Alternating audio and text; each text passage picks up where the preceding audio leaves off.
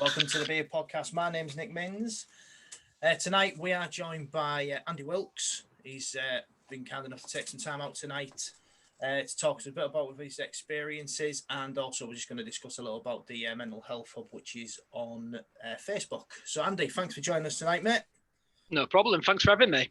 Yeah, no problem. As I say, the Mental Health Hub, I think, has been like a massive help. I'm on there most days, checking out the posts. It's a brilliant thing. Are you? Yeah, I believe you're one of the admins, are you, with Sam? I am. Yeah, there's me, Sam, Kat, Sammy, Lee. There's quite a few of us. It's good. Yeah, it seems to have helped a lot of people, especially with this last year. It's been a bit rough for people, hasn't it? Yeah, I mean, how long have you been doing that then on the Mental Health Hub? Since day one. How long ago would that have been? Probably about a year and a half, something like that, I think it is, maybe. Yeah. I mean, that's great. Yeah. It's I suppose sometimes like these things, it's sometimes difficult to keep if you like the founding members there to kind of keep the kind of core members there. It's great, then there's that kind of that shared vision all the time, really. Yeah, I mean, there's quite a few of us, our original members that are in it. There's like quite a few of us know each other from what was Hull Retro Gaming. It's now Gamer Central. Right. So do you know Alex then? Yeah, yeah. Griffer, yeah. Yeah, he's a good lad, he's Griffer. Yeah, great kid. Great. Yeah, worked with him a few years back, but yeah, keep in touch regularly. Yeah, he's a good lad. He's got a good taste in games as well. Oh, definitely, yes. Yeah. So, basically, Andy, if we just have a bit of a chat about your experiences, your personal experiences, really. If no that's problem. Okay. Yeah, of course it is. Yeah. So, when did things start for you then? Basically, it was my late teens, really. I left school when I was 16. I got an apprenticeship, and I don't know, life just seemed to hit me really hard, and I seemed to be struggling a lot. I went and spoke to my doctor, and it was basically then I was told that I had depression, and it wasn't until probably about 10 years ago I was told I had anxiety as well. I just thought it was always the same thing. But I've had depression for quite a long time, and I've always been happy to talk about it, really. I suppose that's one of the things, isn't it? Like you just said that, like, I think a lot of people think that if you've been diagnosed with depression, you instantly think that anxiety is just, it's maybe just like a byproduct of having depression, but it's kind of a totally different kettle of fish in it as well. So yeah, it is. I always thought it was just the same thing, like I said, but I just seemed to be worrying all the time about absolutely nothing. And I just went to the doctors one day and spoke about it, and she went, "Well, how long have you had anxiety?" And I said, "I don't even know really what that is." And in the end, she ended up sort of telling me I had anxiety problems, and they changed my medication. And yeah, basically, after lots of different medication, I'm now on some that actually works for me as well, which is quite nice. But I'm sure you probably want to come to that later, won't you? Oh, well, what is it that you're taking at the moment? At the minute, I take fluoxetine, which is Prozac. I take a big dose of that in the morning and one at about 5 o'clock. And then I take metazapine before I go to sleep, which helps me sleep, really. Oh, right, okay. What were you on previously, if you don't mind me asking? Oh, Christ, I think I've been on everything at some point. I've been on loads of them. It's funny because people, if we ever talk about it in the chats with Mental Health, people will mention different things, and I'm sure I've been on that one. I have to ask my wife. I've been on loads of them. Yeah, been on every one at some point, I think. Yeah, because I mean, I'm taking sertraline at the moment, but I'm on maximum dosage of that at the moment. So yeah, I don't. To be honest with you, I don't know if it's making a difference or it isn't making a difference. To be honest with you, it's really difficult to gauge sometimes. So, so how did it kind of affect your kind of, like, obviously you said you started with it when, like, in your teens. Did it have any kind of effect throughout that period, like on your social life, or? Yeah, a little bit. I'm quite a social lad. I like to go to gigs and raves and things like that. I've always been one to go out and get stuck in. And it sort of stopped me from going out and doing a lot of the things I wanted to do, and that's something that I've had to fight quite hard with over the years, to almost push myself and really kick myself up the arse, to say, no, I'm going out, I'm definitely going to go out. And it's hard sometimes, isn't it, with depression and anxiety? It's always fighting against you, saying, no, you don't want to go out, nobody wants you to come out, no, but I just grit my teeth and I do it. I mean, I know that a lot of people struggle to go out and to even just to go shopping or to leave the house, but I just seem to battle through it. I've always been very sort of headstrong like that, where I'll just sort of go, no, I'm going out. But I understand for a lot of people it is very hard. Yeah, Yeah. I kind of found it where I always feel like I'm in like a battle with myself all the time. Like I'm constantly fighting myself. I'll have mornings where I just think, I don't want to get out of bed this morning, and it almost becomes right. I know for a fact that I'm going to be in for a bit of a rough day now, because if I start the day where I've got to kind of force myself to get out of bed, then kind of just the normal things are just going to feel just like running a marathon. And I think I always get to about 5 o'clock in the night and I feel knackered, because I think it's not so much physical exhaustion, it's more mental exhaustion after 10. It is. It's like mentally running a marathon every day. That's what I say with it anyway. It's every single thing you're overthinking constantly. I mean, I have something called ME, which is like a chronic fatigue syndrome, where I'm always tired. I'm never refreshed by sleep, and I've got a very physical job. And I know that by like 4:30, 5 o'clock most nights, I'm ready for bed. I'm just like, I had a quick half an hour sleep before we started this, actually. Just because I'm just so tired. Just laid on the sofa, and I'm like, just go to sleep. Yeah. Has that been something that you suffered from a lot then, or is it? I always wondered why I was really tired. Just like my body aches all the time, and I was always really like proper tired, like struggling to get going in the morning. And I thought it was to do with anxiety. And then I went to the doctors one day and they sent me to Castle Hill, and then I got a letter in the post saying you've got ME, which there's not a lot they can really do for it. It's just a case of mind over matter. I know that some people don't work because of it, and there's some people that can't even get dressed. So I'm very, very lucky. But it's just a case of, yet again, I think if I wasn't so stubborn, it would ruin my life. Do you know what I mean? It would completely overrule my normal day-to-day routine, and I won't be able to work. But I like going to work. I work with some good lads, and I want my boys to see me as going out to work. Does that make sense? Yeah, totally. I mean, I have lads myself. Yeah. You're always kind of thinking you want to make the best, I suppose, the best impression on them. You want to kind of feel impressionable on your children, but you want them to kind of find the if you like the basic, just the basic things like going to work, earning a living, working hard. You kind of feel if they see you laying in, I always think if they see me laying in bed every morning, not wanting to get up, like what kind of example am I setting to them? But I suppose that's what kind of falls into this, to the guilt thing as well, with regards to like what can come with depression. So when was it? When was it that you kind of felt like it was time to make a, if you like, make a bit of a change, a bit like seek more help? Have you had anything like counselling or?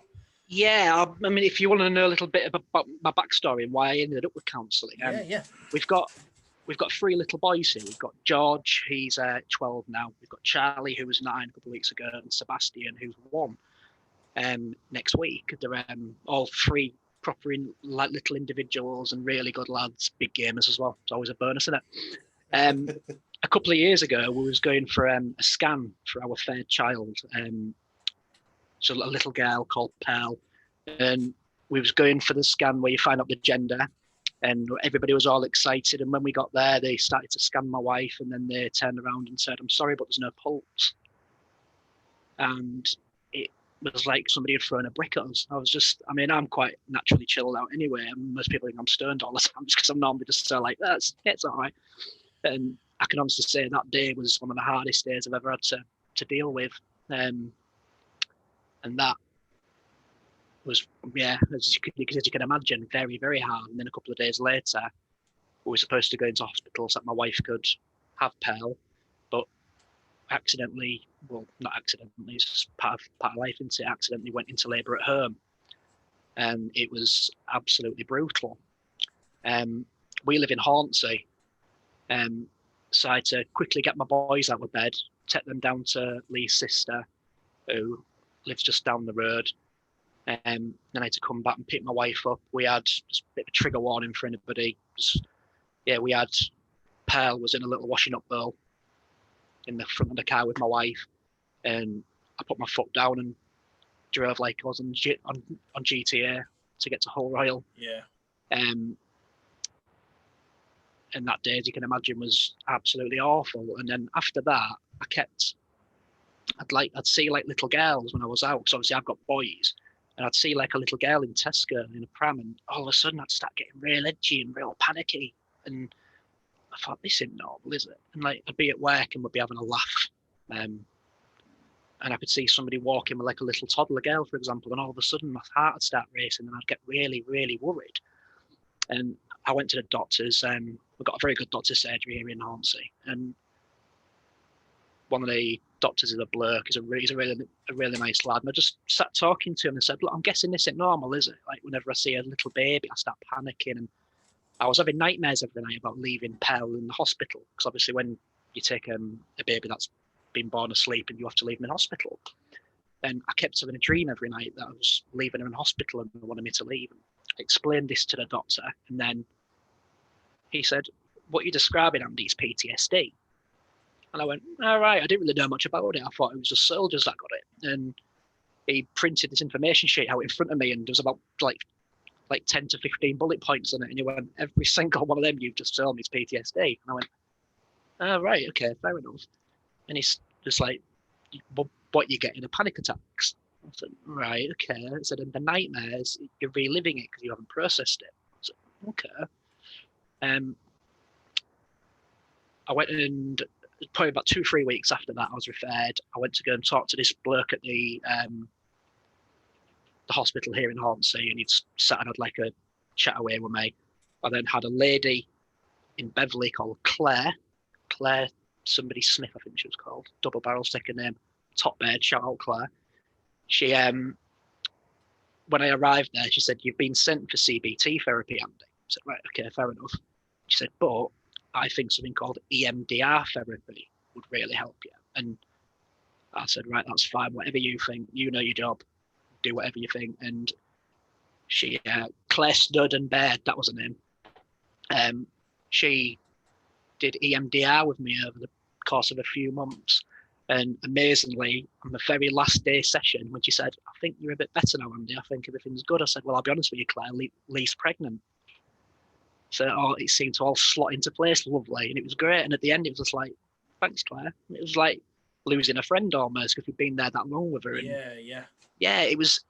Yeah, Claire was absolutely great. She's we used to talk about getting a camper van, so I'm currently saving up to buy a camper van. And I heard that Claire got one, to be fair, because she's spot on. Yeah. But yeah, that's basically what happened with me. And with regards to getting help, was I ended up secretly having PTSD and didn't know I had it. I mean, so I'm guessing your wife was near full term then. You don't mind? Yeah, no, absolutely not at all, buddy. No, I'm happy to always talk about anything like this. And to be honest, I don't think enough people talk about it. It seems to be a bit of a taboo thing, doesn't it? Almost like, oh, so-and-so's lost a baby anyway. Did you watch the football? Nobody talks about it, so I'm always happy to talk about it. Yeah. I mean, she was. Yeah, go on. Sorry, Matt. She was just gone 20 weeks, as it was the second scan. You know, where you find out, like. Right. Yeah. Like the sex and stuff like that, and then.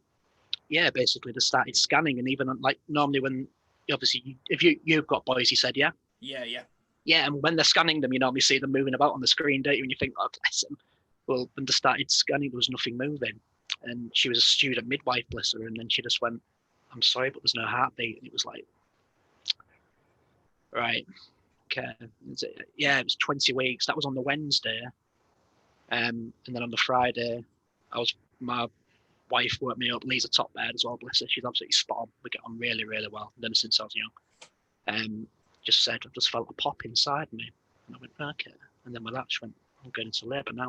It was like, oh, God, okay. Yeah, it was brutal, and it was very hard work to mentally cope with, to be fair. But we've done it. We've got through it. We've now got Mr. Sebastian, who's 1 next week, and he's the most loved little rainbow baby you could ever imagine. He's absolutely is. He's just a bugger. He's just spending all his life cruising around the house, pulling CDs off, and he likes to watch me play guitar. And he's just, it's like having a really naughty puppy. No, I mean, you know, I've been there myself with my wife. Was because we we'd had three, and we was pregnant with our fourth, and she at 12 weeks we'd had a scan previously, and then she had a bleed, and we went to hospital, because I was at work at the time, and I kind of left hospital, went to hospital, and I said, oh, what's going on? Because she'd already been kind of saying, she said, oh, they're just waiting to send me to one of the nurses to see me, and I said, oh well, they'll probably end up doing a scan, and to my amazement, they didn't do a scan at that time. Right. And then 4 weeks later, she had another really large bleed. So it would have been 16 weeks at that time. And I remember thinking, this ain't right. I said, well, we're going to have to go to hospital again. So we ended up going back to hospital, and then this time they did do a scan. And like you say, you see all this little movement, and there was just nothing. And it is a really, really strange. It's almost quite surreal when they tell you, isn't it? It is. It's like, no, you can't be right, and no, there's no heartbeat. It is. I can remember being sat in the corridor at the children's centre. I can remember I was on the phone to my mum and dad, because my mum and dad were really excited, obviously. Shout out to Deb and Ash, spot on, little legends. My dad, funnily enough, has spent years and years in child protection with the police, and he's as you can imagine, it's a bit of a stressful job, but he's really, really chilled out with my dad. Like I could ring him tonight and go, I'm in a lot of trouble, and he would just go, all right, come and see me then. And I called him and sort of explained what had happened, and he was like, right, okay. And he was really, really, really good. And on the day when Pearl was lost, was in hospital, and I spoke to my dad and told him what had happened, and he said, do you want a funeral for her? And I said, I'll be honest, I've not even thought about it yet, Ash, because I just got to hospital. I thought that my wife was going to bleed to death on the way to Hull Royal, and obviously it's like a good. It was bloody rush hour traffic as well, trying to get through it. The one time I wanted to see a policeman, I wanted to see a policeman in a car, so I could be like, please, can I follow you?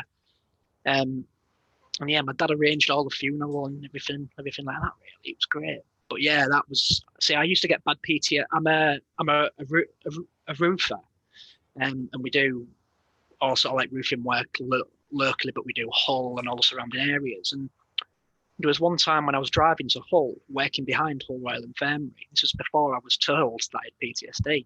And the drive there, it felt like I was going to my own hanging. I was driving down Heading Road, like, why am I so nervous? And it wasn't until I got told I had PTSD that I sort of went, right, yeah, that makes complete sense. In my head, I'm sort of reliving it. But yeah, it is very, very surreal. And the baby scans afterwards, personally, I mean, I love the NHS, complete, absolute legends, they really are. But I don't think there's enough, how can I sort of put it? Like, they don't think enough about people who've lost babies, because when we went for a scan with Seb, we were taken back into the same room that we were told Pearl had no pulse. And we're sat in this room just like looking at each other going, ooh. I mean, I like to think I've got quite a good sense of humour, but it was struggling to find anything to smile about. It was bad. And we were originally told as well, I mean, I'm not going to name any names, but we were originally told that we won't go through any of it alone when we lost Pearl. I had everybody saying, no, you won't go through any of this alone, we'll be there every step of the way. We never heard anything from anybody. Not once. Genuinely not once. It was just completely almost like, yeah, sorry, there's no pulse, right, off you go now. So it was something that we had to sort of learn together, me and Lee really learn how to grieve together with it, really. And you have to cry a lot, don't you? You have to let it all out. It's hard, isn't it? I mean, that's I think that was the thing that kind of got to me. I'm normally quite an emotional person anyway at times. I'm not, you say, but I've really struggled. But I just found myself crying all the time, or always just going for walks, because I just couldn't compute it. And I mean, but me and my wife had talked about, like, at the time I was like, I don't think I can do this again, so I don't want to have any more kids. I felt, because I think it just left that much of a mark on me. I was just like, I get that completely. But I also didn't want my wife to have to go through it again, because like your wife, obviously you're your missus was a bit further on, but my wife, is it kind of they have to take like this pill or something, or something, Yes. and then it helps it all break away. Yeah. So it was like 3 o'clock in the morning, the day after we've had the scan. Yeah. And then she literally went downstairs to the toilet, and then she was just screaming. Oh my Yeah, God, same here. So I had to kind of call her an ambulance because I don't drive and she drives. Right. And then she was, she kind of, and then we kind of had little and that. Although she had to have it removed in the end and actually go for surgery because she couldn't thingy, so she had to go and get it removed. Bless her. So, but yeah, and it's such a weird thing because they kind of brought little one in on a little, yeah, almost like a little incubator bed. Kind of brought it that's in. right. We still got that upstairs actually. They let us keep it. It's just so surreal. Yeah, but it is. We because said to us about. See, this is what kind of fueled my if you like. I've always kind of trusted the NHS. Yeah. I think they're brilliant what they do. Yeah. But it really kind of tainted my trust in them because I think I kind of started resenting the fact that they didn't scan her at 12 weeks and we could have dealt with this earlier on before we had to go through all of the, 4 weeks on buying baby clothes, buying this, buying that. Yeah. And then even at the time when, we was in hospital, they kind of almost give us this form to sign and, we can, you can thingy baby, but it's a lot of work. And if you want to take baby away and then you want to sign this piece of paper and we'll thingy the baby. And it was just like, looking back now, you're in a state of trauma, a state of shock. And you're almost not even thinking straight. You're just like, right, I just want to get home so I can start to kind of grieve a bit on this. I just want to get home and get my wife home. Yeah. So you kind of just sign all these bits of paper, but then it was almost like didn't even know where little one was, or we still really don't know. Right. And, they kind of said they do. Is it kind of like all the babies together to do like a they've got a baby memorial garden. Yeah, that's what they've got. Yeah. So I've been there a couple of times to lay some flowers, but yeah, it's a really odd thing to go from. Like you say, it's such a taboo subject. People it is. Often just don't want to talk about it, or it's like you say, it's almost like, oh, so and so's lost a baby. Yeah. Anyway, what we're having for tea, it's sort of like people seem to glance over it too much, and to us, there will always be our babies, won't they? I mean, if like people say, "Oh, do you think you'll ever try for a girl?" So I've already got one. Do you know what I mean? They'll always be a big part of our life, and there'll always be our babies, won't they? That's the thing. Totally. And I think. think. How did you find? Did you say it was Seb? Did you say Seb? Yeah. How did you find Seb's? How did your wife and you find the pregnancy? Did you find it a lot more stressful or absolutely terrifying? You're supposed to be enjoying it, aren't you? And every day was a constant worry. Lee's got one of Lee's best friends, Lucy Deering, little legend, bless her. She had a little baby who was in the NICU unit when we was when Lee was pregnant with Seb. So whenever we used to go and have our scans and stuff, we used to meet up with Lucy. And Lucy would come outside and sit and have a little natter with us because she was normally there looking after her little boy, Ralph. And I can remember once Lee was sat talking to Lucy and I was on the phone to my mum. It was a really early scan. My mum was like, "Are you okay? You don't sound very happy." And I was like, "Do you know way I can describe it? It's like going to your own execution every time you go there, isn't it?" Like, you go in there and it should be really happy, and you just sat there really, really worried. Like I can remember we went for a scan. It was a really early one, and just like all these couples. It's a bit like a magazine or like a scene on TV. There's all these couples sat real happy with each other like this, and there's just me and Lee both sat there thinking, "Christ, come on, hurry up!" Just really nervous and really, really worried. And whenever Lee had any like stomach pains, or I was like, "Are you okay? Are you sure you're okay? We'll get you in the car now. We'll go now." There were a couple of times as well when Lee hadn't felt any movement for a couple of days, and it was getting to whole royal like midnight, and I always felt in a way like we were putting them out because they'd be like, "We'll get you hooked up to a monitor," and it's like I've said, for anybody watching it who works for the NHS, I love the NHS. You're all absolute legends. It was just with this, we weren't treated very well, and to be fair, we did get an apology in the end.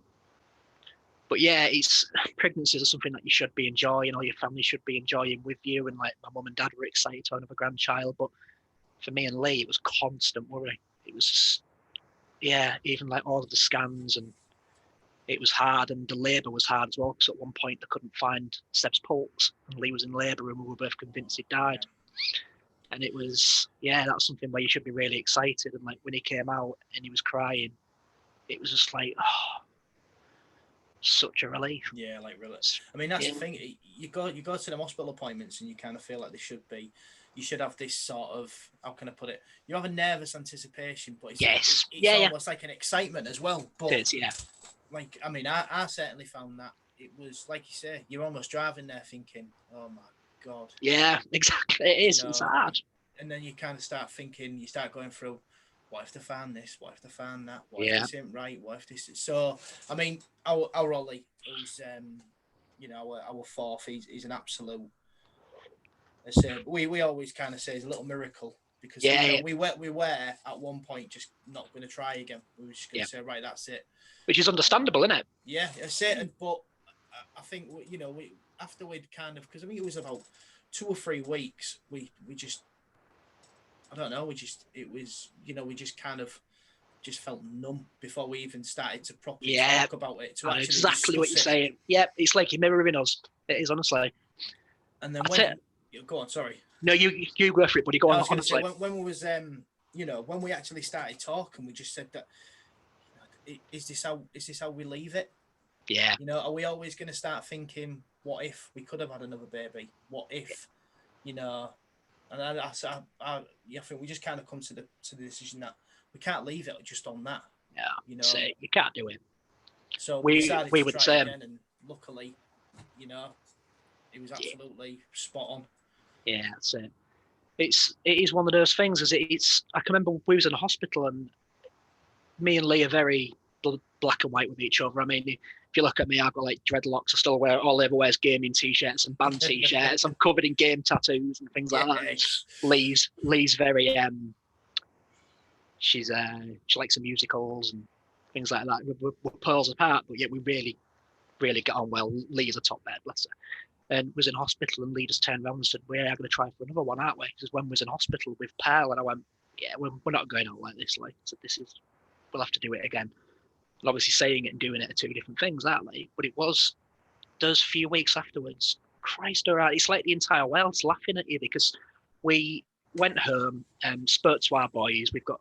This was like 2018 when we lost Pearl.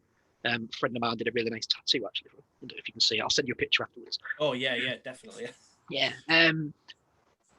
We'd come home, and so I said to the boys, do you want to go to school? And they said, yeah, they're both like the friends. And I said, right, okay. I said, if you don't want to go to school, just say you don't have to go. They were like, oh, no.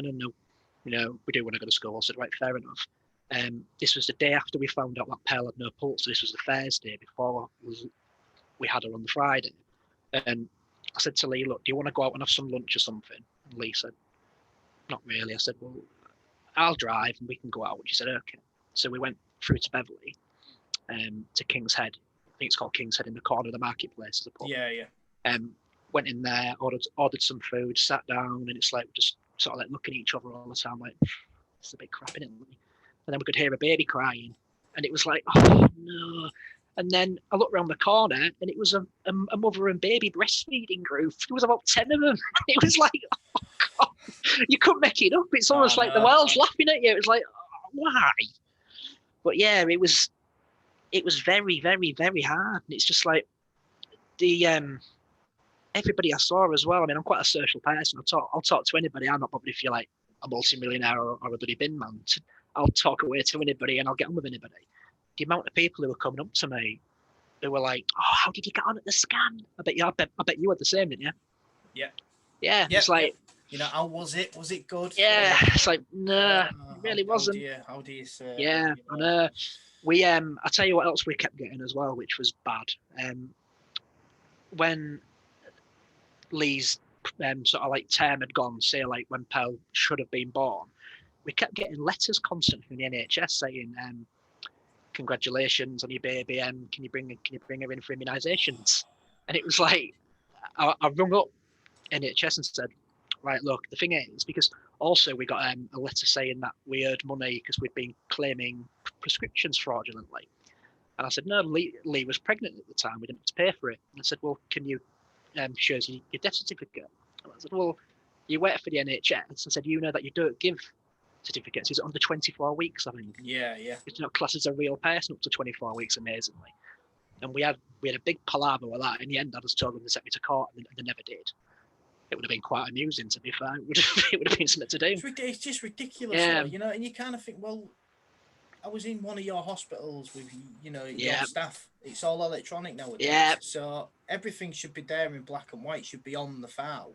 Yeah. And like you say, it's absolutely ridiculous, really, that they don't class that little life before 20. You just kind of think, once there's a pulse there, and once there's, you know, that's what I said. Formed, that's when it's a person, because it is kind of it's developing, but it's a person. It's your baby, and when I helped her, she was a proper little baby. She had a proper little head, little tiny fingers. She was a proper little baby. I just kept wishing that she'd come alive. It was like, just looking at it, was like, why has it got to end like this?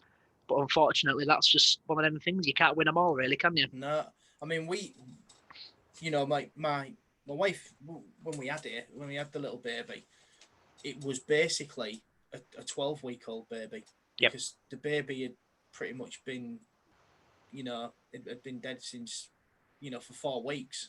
Right. Okay. So it's a really weird thing. I mean, my wife just kept saying, I can't really feel much, but, you know, she always said, I couldn't really feel much with the other ones until they kind of got up to about 16 weeks. Lee said the same, yeah. You know, because they're, you know, then you start to kind of feel all little flutters and the hands moving about and legs and coming out. But she kind of just felt like it was normal. But she was always on edge from 12 weeks when she had the bleed, because we just kind of thought, you know, that it didn't happen with the other 3. So why, you know, what's happened, you know? So it's female intuition as well. I think that they really do know their bodies. I know that if Lee had any sort of stomach aches when she's pregnant with Seb, I used to go, are you okay? If you're not, we'll go straight away in the car now. And she'd look at me, and I knew that she was being completely honest. Like when she went, no, I'm fine. And it was like, right, okay then. Yeah. There were a couple of times. There was one where I'd just got to Driffield for a job. We just pulled up in the van, and I had Lee in absolute tears on the phone. She said, look, I've not felt him kick for nearly 24 hours. And I went, right, okay, you ring him now. I'll come home now. And I drove back from Driffield back to Hornsey in the van, sensibly and within the limit. I'll just have. Got all the way back to Hornsey, got in my Golf, and absolutely powered through to Hull Royal. Got there, they connected us up, and they put the little monitors for anybody who's watching this who hasn't got kids, that doesn't know anything about it. When they check the heartbeat, they put like little pads on the stomach, don't they, and then they move them, and then they can hear the pulse. Yeah. She couldn't find the pulse for a good 2 to 3 minutes, and that was like the longest 2 to 3 minutes of my life. It was like you just sat there thinking, come on, it's like, please, come on. And in the end, I managed to find it, and what a bloody sense of relief that was. I can remember driving home, and it was like when you have your first cigarette when you're younger, you know, when you're just like, oh God, yes. It was like it was like that. It was. I remember driving home. I'd have like nice music on, and you're just driving home so chilled out, and you'd get around and be like, thank God for that. And that happened again. Lee was probably about, I want to say about 30-something weeks. Lee's got a better memory than me. That was on a Saturday night. Lee said, I've not felt him kick all day, you know. I said, okay. And I put my hands on a bump and was talking to him. So like, I couldn't feel anything either. And I said, right, okay, we'll go through then. So we got, I think it was my mum and dad or Lee's mum, somebody to come and sit with the boys. We told the boys what was going on. I said, look, got to go to hospital. Don't panic. Everything's cool. I talked to my boys like I do my friends. They've got their eyes wide open to the world. They're proper good little lads. They really are. Unfortunately, they're upstairs playing Roblox at the minute, but you can't win them all, can you?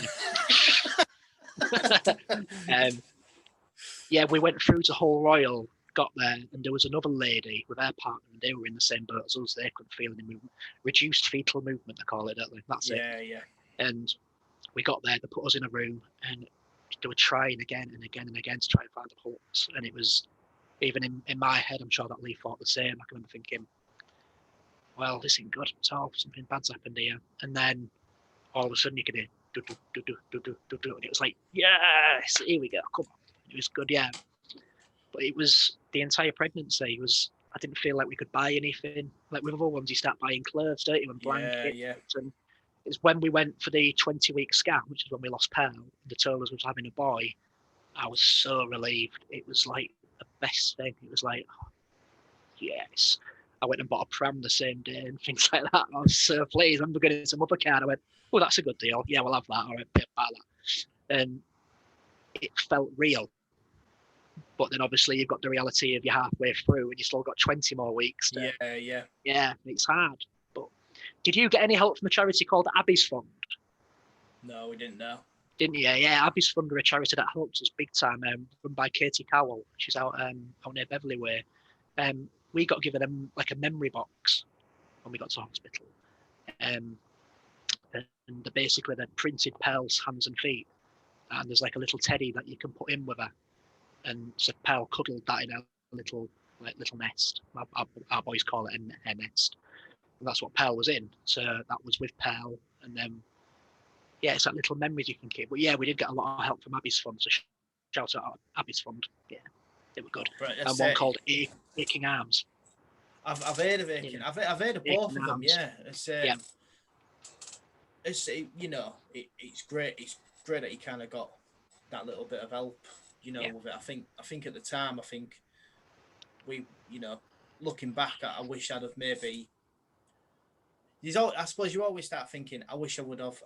What could I, could I have said, oh no, we want to take him, we want to, take care, because we're both convinced that it was a little girl. We didn't know, but we was almost both convinced it was a little girl because it was the only pregnancy that went wrong, and all the rest have all been lads. So we was kind of like maybe my wife's body's just not meant to carry girls. That's what my wife said as well. Yeah, it's a strange one, because you kind of think, oh, that could have been a girl, that. But yeah, it says I couldn't. It was obviously that early on that you couldn't tell.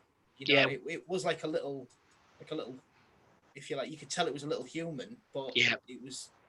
You just couldn't tell what was what, really. So yeah, when Lee had her at home, Pearl was still in a amniotic sac. That's the way, isn't it? Yeah.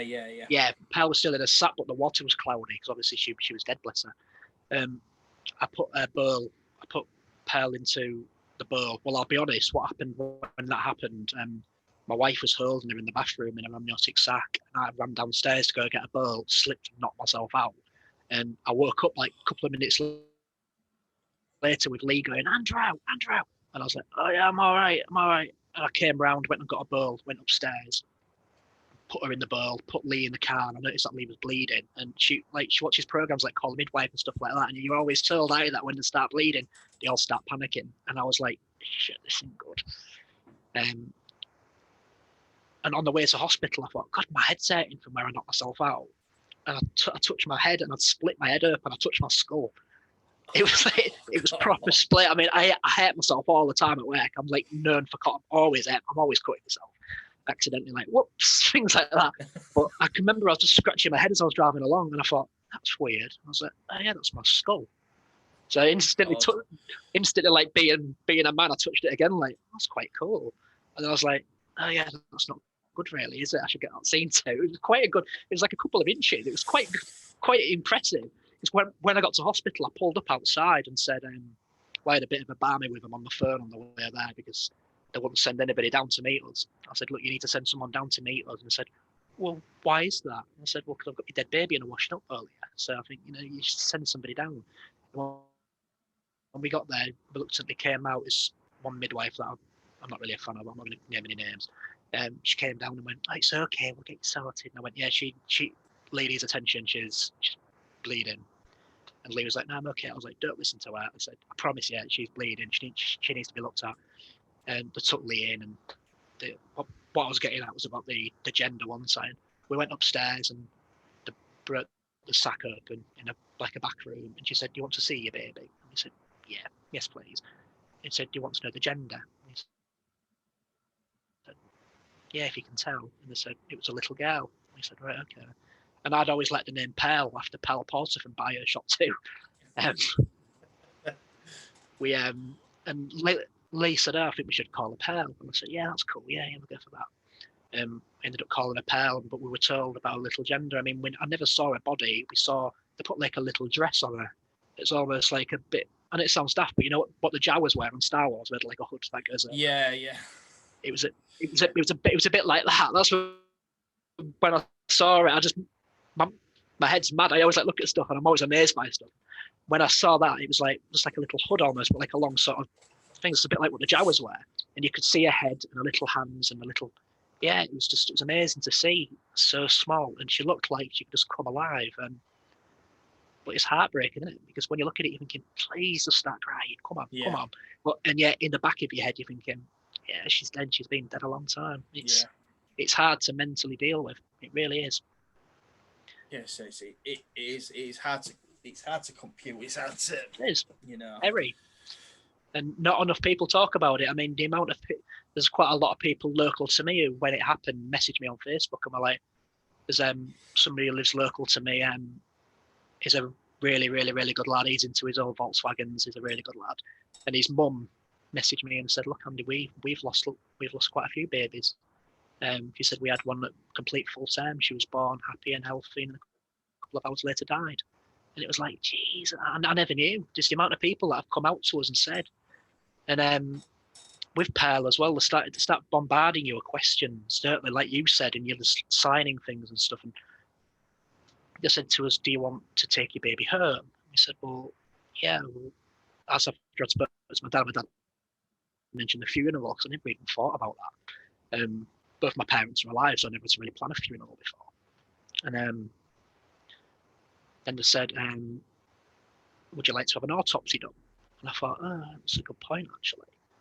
And I thought, yeah, I think I should really, because if there is something genetic, and we've just been incredibly lucky with George and Charlie, if they ever have kids in the future, it'd be good if we knew if there was a problem genetically. So we did that, and then we got asked to sign paperwork where they keep some cells from Pearl at a university somewhere, and to do studies on it to find out about babies that have passed away. So we signed all that paperwork. So yeah, there'll be some cells held somewhere, and they're kept for something like 20 years or something like that, and they'll do research on her. But we found out in the end what it was, and it was that her placenta hadn't grown with her. So basically she was a perfect little baby, growing, everything was absolutely fine, and then she kept on growing, the placenta wasn't enough, and then she died. Basically, that's what happened. Yeah. Yeah, it's hard. It's hard, but I mean, I genuinely feel that people like me and you now started talking about it. I'm in a child loss group called Charlie's Child Loss Group. I don't know if you're in that. No, do you know what? I might get on that, to be honest with you. Yeah, I'll add you to it. That's a really good group, and there's people on there constantly where they're talking away and they say, "Look, my little baby's died today," and they haven't got a clue what's going on, what paperwork they've signed, what happens. And I feel like people like us talking about it now and helping people like that, it breaks the taboo about it. And if we can help other people with it, then something's good has come from it. Do you see what I mean? Completely. Do you know? Yeah. I mean, I suppose that what's been the kind of godsend with this podcast really is that the more people I'm talking to, the more these different stories.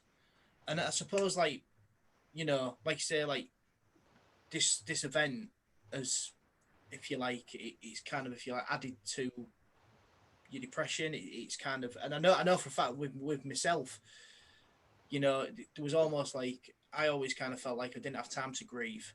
I just had to be strong, you know. And I suppose it's that typical sort of manly thing, you know. I have to be strong, you know, because you kind of think, look, I'm going through it, but like you would have maybe thought, God, Lee must be going through. God, if I'm going through what I'm going through, God knows what she's going through. Because my wife always said, I feel like I failed. I feel like my body's failed. Do you know?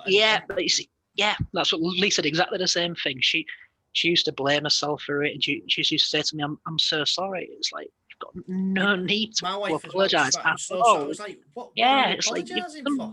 You've done nothing wrong, you madhead. It's like, she blames herself big time for it, and like, say if I was ever really anxious or really worried, and like, I used to have real bad nightmares.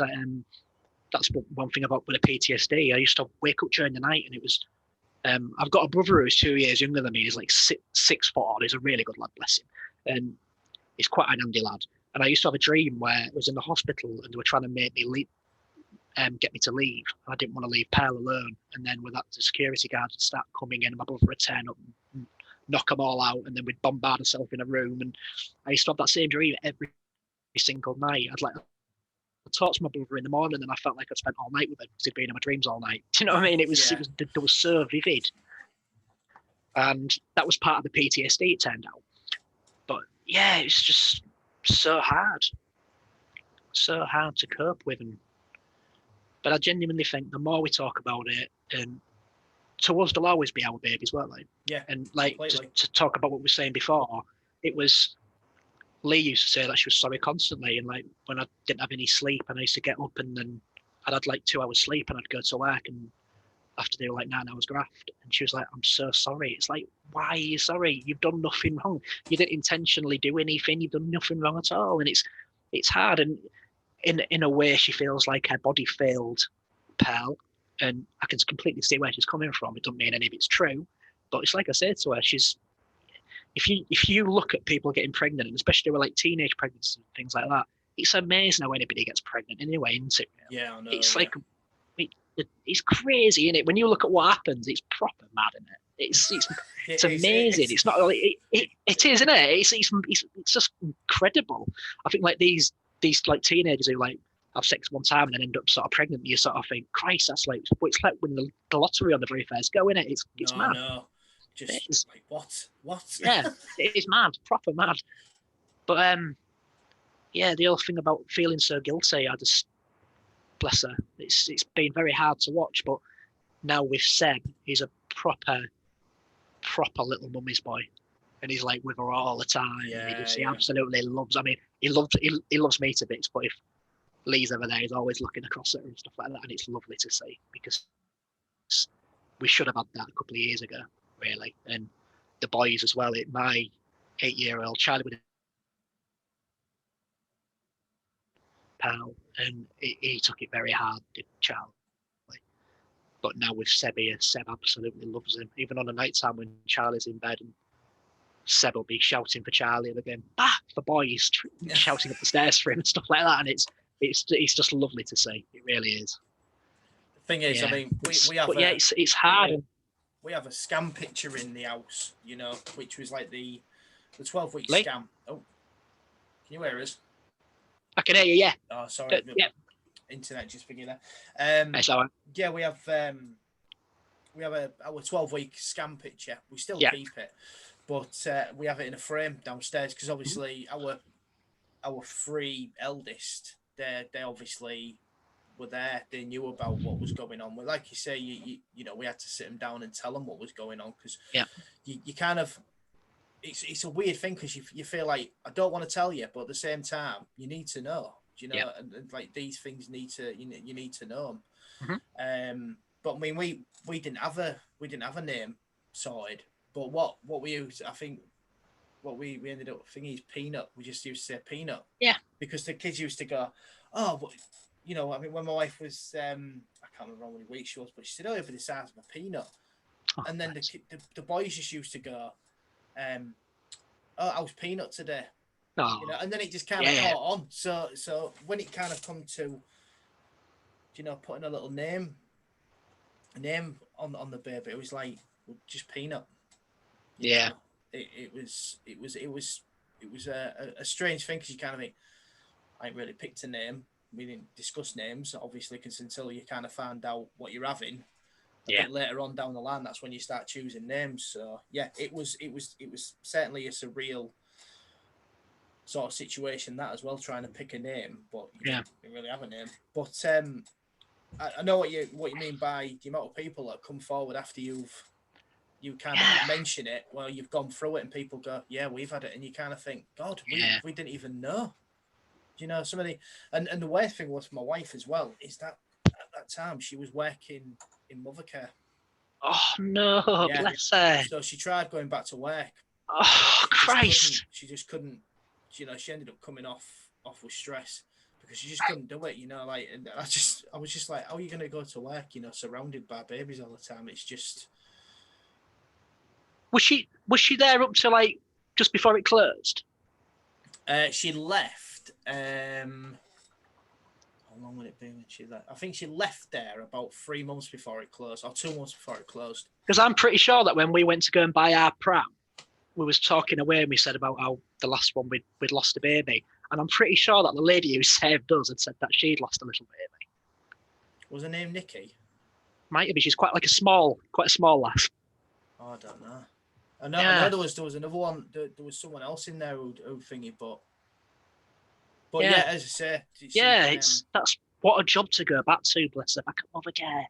Afterwards, that's again, it's like I said about you almost feel like the world's laughing at you, don't you? It's like everything you see on TV, the world's geared up to children, and then all of a sudden, it's almost like you couldn't write it. If you were writing like a sitcom, you'd expect that to be part of the script. Yeah, you would. Definitely. It's hard. It is very hard, but I genuinely look at people like us. We've got through it, and if we can help other people and we can be there. There was somebody in a group that I'm in the other day, and they just lost their little boy, and they were like, they said something what Lee said. Well, I remember just being sat on the sofa with Lee when we lost Pearl. She said, I don't know if I can ever feel normal again. And I was like, we will definitely. I said, it'll be our own version of normal though. I said, obviously, Pearl will always be with us and we always think about her and she'll always be our child. But it was, you learn to live with it, don't you? Do you know what I mean by that? It's bizarre, and but the amount of people who came forward, I'm sure that if I'll send this podcast to the lady who, my friend's mum, to be fair, she's my friend, and she said to me that she's lost a few babies, and it was, I never knew. She's one of the nicest, happiest, normal people, and you almost think it's like the people who've been through it, you almost spend your entire, like the rest of your life just going all the time, because you feel so heartbroken at the time, don't you? And it's, you just learn to live with it, I suppose. It's one of them, isn't it? It's definitely one of those where at that moment in time you do think nothing's ever going to be the same again. I'm never going to feel the same again. And that was the thing that went with me. Is like as soon as that happened and we got home, and then I had a few bad days with it, and I kind of thought, right, I don't want no more kids. And it was almost like my mind was made up. That was it. But then I was almost kind of conflicting with myself, thinking, no, you can't let it be like that. But then I was like, no, because we're not going to go through that again. We can't go through that again. We can't put Nikki through that again. It's just not going to happen.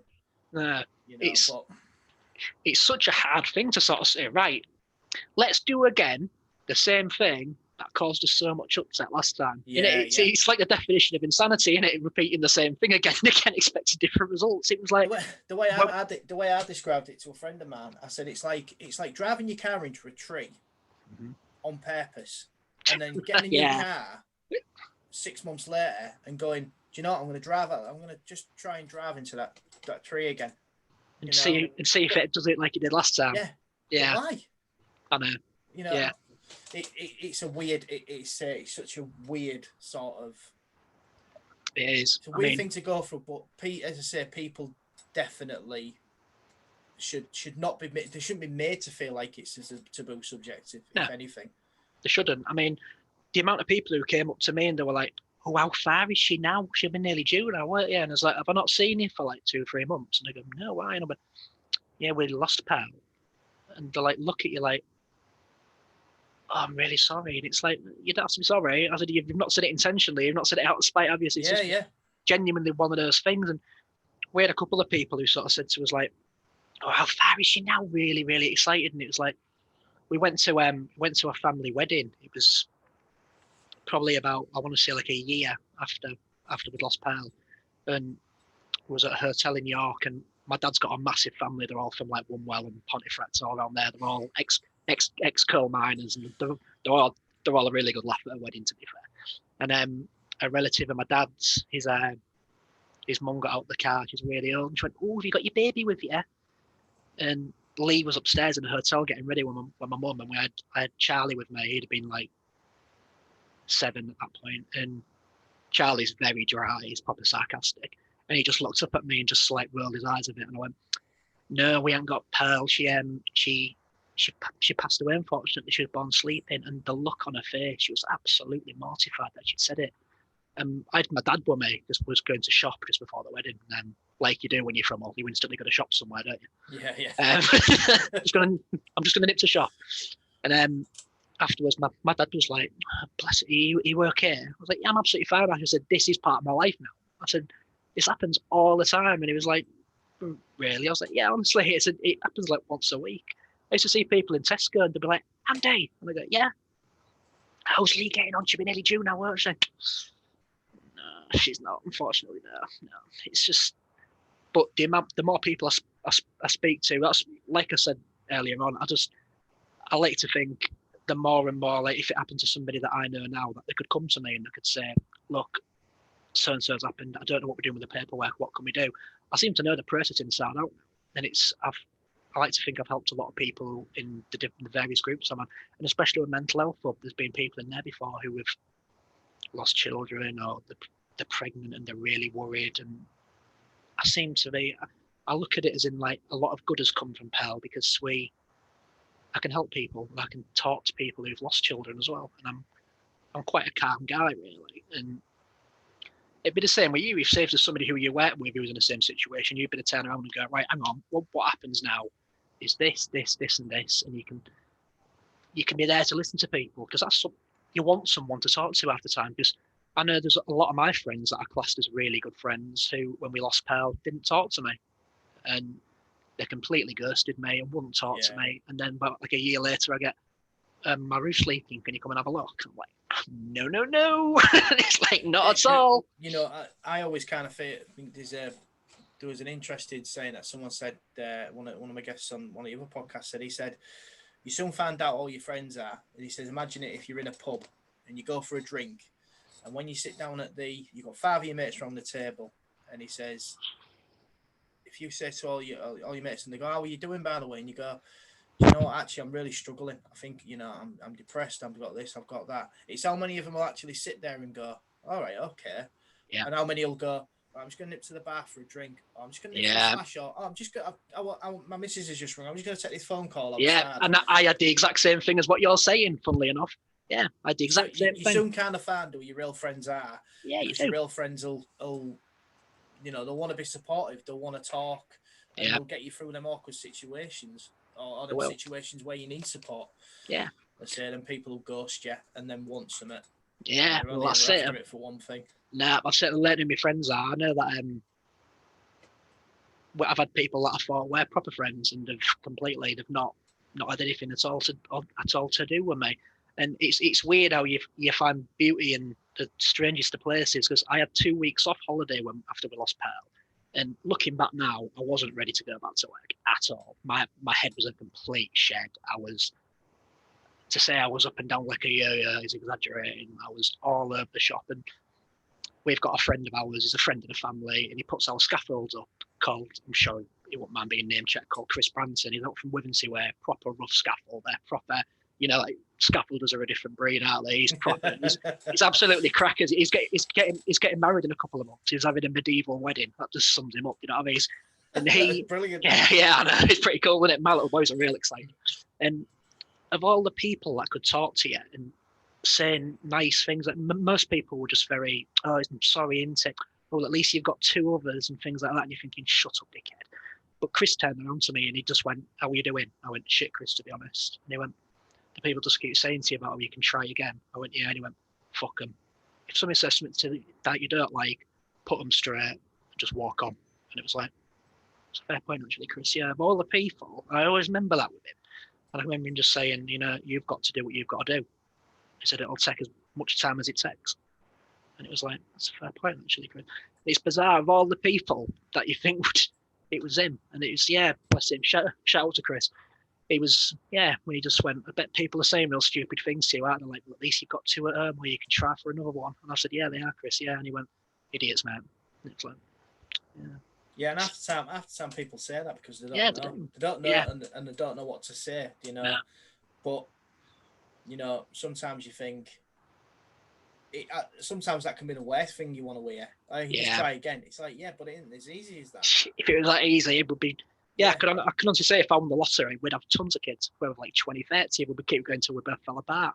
They are ace, aren't they? They are awesome. Yeah, but as I say, you know, like when you've kind of gone through something like that, and then people are going, oh well, you know, you can have another one. Oh, can I? Thank you very much. I will do then. Nice one. Yeah, it's like I know, like when people say, well, you've got the 2 or you've got the 3, you've got yours now. It's like, yeah, I know you have, but we've just lost a child. exactly. You know, we've just lost a child. And I suppose that's the thing when you lose like a baby early on, because the hospitals don't class it as a child.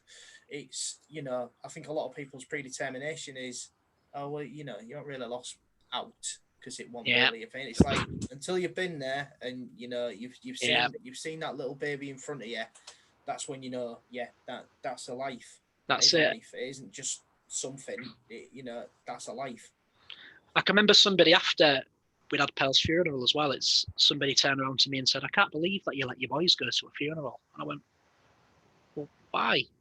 Because I sat down to the boys and I said, "Look, we're gonna have a funeral for Pearl. I mean, my boys are proper little legends. They're really good lads. They really are. Both proper little individuals, poles apart. We bring them up to be little individuals." And I sat them down and said, "Look, it's going to be very hard, the funeral. Obviously, it's going to be very, very, very emotional.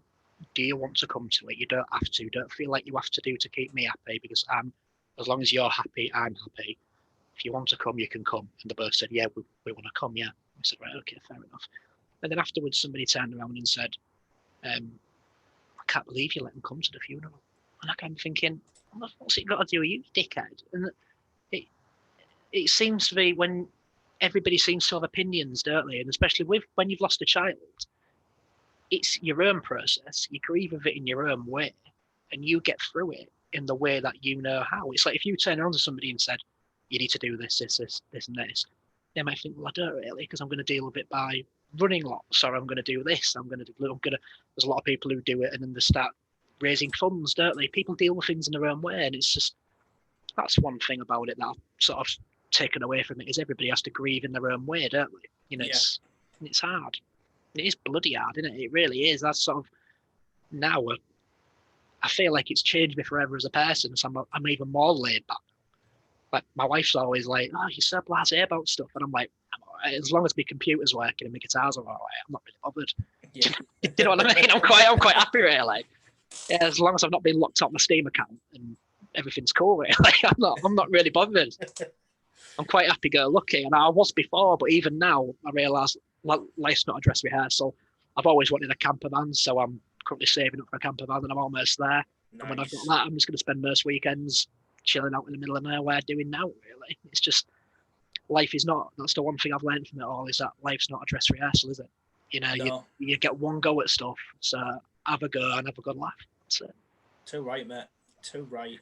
And I mean, I've had a lot of help from Mental Health Hub. I know that's why I was originally brought here to talk about it. Is originally, are you in what was retro gaming now? Gamer Central. I'm guessing that you are. If you know, yeah, I was in retro gaming, but yeah, I mean, I've joined Mental Health Hub afterwards. Yeah. But yeah, I think I was in that, because as soon as Griffo started it, I kind of figured. So yeah, it was. I know that one of the members on there, and I'm not going to say any names in case I don't want it sort of projecting him. He had a few problems, and he used to do a thing on the retro gaming where it was like a check-in. He used to say, "How are you getting on with your mental health?" And I was always very vocal about it. I would sort of turn around and say, "I'm not doing very well, to be honest with you. I'm having a lot of nightmares." And one day he seemed to have quite a few problems. This is one of the founding members of it. And he said, "I'm going to start a group. Would you like to be admin on it?" I said, "Yeah, go on then," because I'm admin for retro as well. I said, "Yeah, no worries. I'll happily get involved with that and help a few people." And I'm very open about my depression. I know that when a lot of people, especially in the building trade, they're always like, "Oh, man up your family" and stuff like that. And I'm like, no, you cannot have that. I'm very open and honest about it, and I will happily turn around and say my head's a shed. If you have depression and anxiety, fucking hell, it's a fucker, innit? It really is.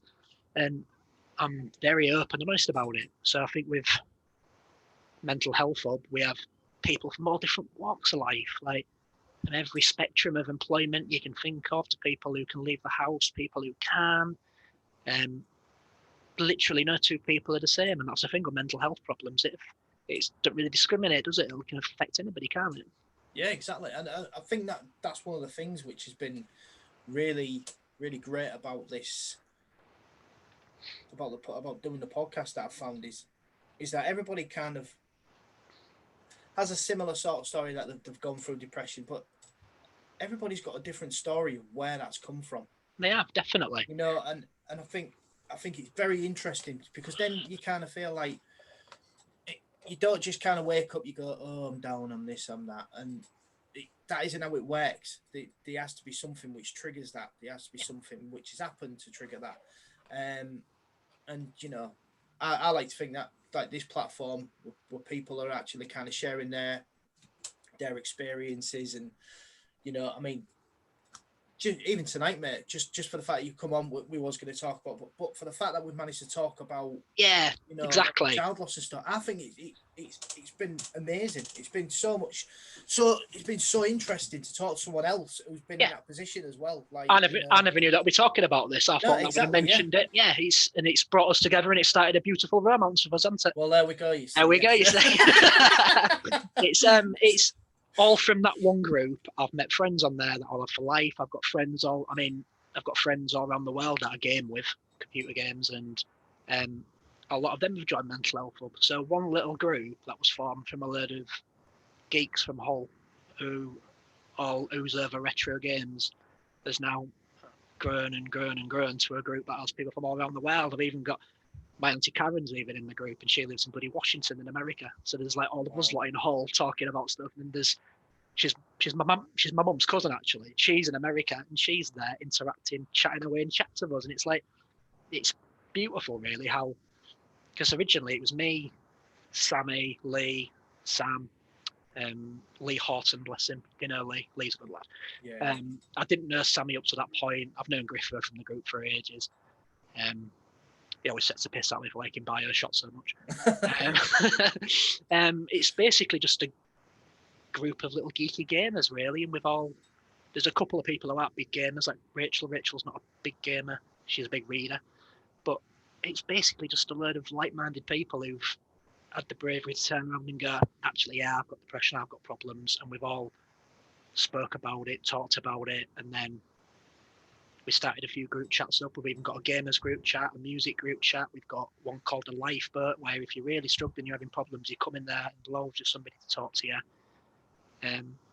It's beautiful, really, how it's grown and grown and grown. We've got hundreds of members, and like I said, people from all different walks of life, and from people who were at university to, I mean, I'm 35 now, and when they're all chatting away about stuff, I feel proper old. It's like, oh god, you know, it's amazing though.